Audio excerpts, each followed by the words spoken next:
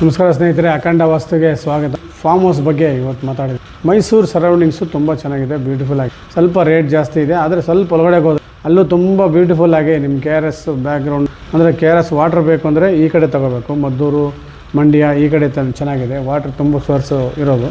So ನಿಮಗಿಲ್ಲ ಬೇಡ, ನಾವು ಸ್ವಲ್ಪ ಆ ಕಡೆ ಡ್ರೈ ಲ್ಯಾಂಡ್ಗೆ ಹೋಗ್ತೀವಿ ಅಂತ ಹುಣಸೂರು, ಟಿ ನರಸೀಪುರ ಆ ಕಡೆ ಚೆನ್ನಾಗಿದೆ. ಟಿ ನರಸೀಪುರ ಕಡೆ ಅಂತೂ ತುಂಬ ಚೆನ್ನಾಗಿದೆ. ಅಲ್ಲೆಲ್ಲಾದರೂ ನೀವು ಟ್ರೈ ಮಾಡಿದ್ರು ಚೆನ್ನಾಗಿದೆ. ಅಲ್ಲೂ ನೀವು ಎಲ್ಲನ ಹೋಗಿ ಕರ್ನಾಟಕ ಎಲ್ಲ ಈಗ ಆಲ್ಮೋಸ್ಟ್ ಎಲ್ಲ ರೇಟ್ಗಳು ಅದೇ ಥರ ಇದೆ. ಮೈನ್ ರೋಡೆಲ್ಲ 2 lakhs, 2.5 lakhs, 3 lakhs, ಒಳಗಡೆ ಎಲ್ಲ 1.5, 2 lakhs ಈ ಥರ. 1 ಲಕ್ಷದ ಮೇಲೆ ಎಲ್ಲಿ ತೊಗೋಬೇಕಾರೋ ಮಿನಿಮಮ್ 50 lakhs ಇಲ್ಲಾಂದರೆ ಒಂದು ಜಮೀನೇ ಇಲ್ಲ. ಸೊ ಆ ಥರ ಆಗಿದೆ. ತುಂಬ ಲಾಂಗ್ ಹೋದರೆ ಆಂಧ್ರ ಬಾರ್ಡ್ರು ಅಲ್ಲೆಲ್ಲ ಹೋದರೆ ಕಮ್ಮಿ ಸಿಗ್ಬೋದು. ಸೊ ಈ ಕಡೆ ಅಂತೂ ಎಲ್ಲೂ ನಿಮ್ಗೆ ಕಡಿಮೆ ಸಿಗೋದೆ. ನಿನ್ನೆ ಅಲ್ಲಿ ತಳಿಗೆ ಹೋಗಿದ್ದೆ. ತಳಿಯಲ್ಲಿ ಮೈನ್ ರೋಡ್ ಅಲ್ಲ, ಸ್ವಲ್ಪ ಒಳಗಡೆ ಬೆಟ್ಟದ ಕೆಳಗಡೆ 75 lakhs ಒಂದು ಎಕರೆ ಬೆಟ್ಟದ ಕೆಳಗಡೆ ವಾಸ್ತುಗೆ ಬೇಕು ಅಂತ ಹೋಗಿದ್ವಿ.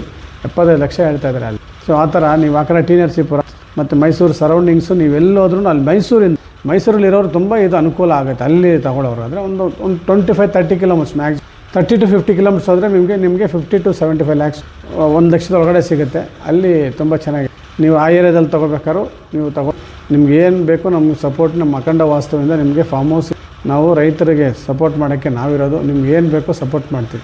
ಓಕೆ.